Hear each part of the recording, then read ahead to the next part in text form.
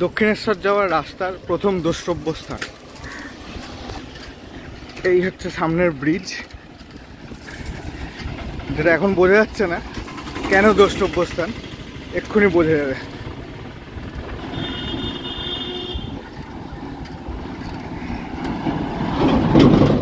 এই শুরু হলো, এতটা উঁচু এরকম ভাবে ব্যাটার করতে হচ্ছে।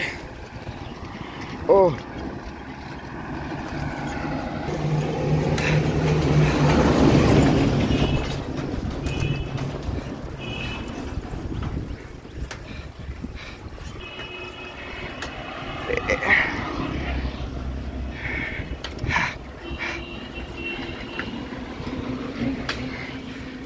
এখনো আমরা ব্রিজের চূড়ায় পৌঁছাইনি।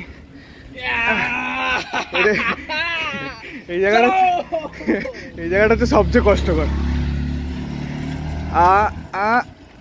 এতক্ষণে পৌঁছালাম। বল ব্রিজে উঠে কেমন লাগছে? নামবো এবার ভালো লাগবে। নামার সময় আর ভিডিও করতে পারছি না।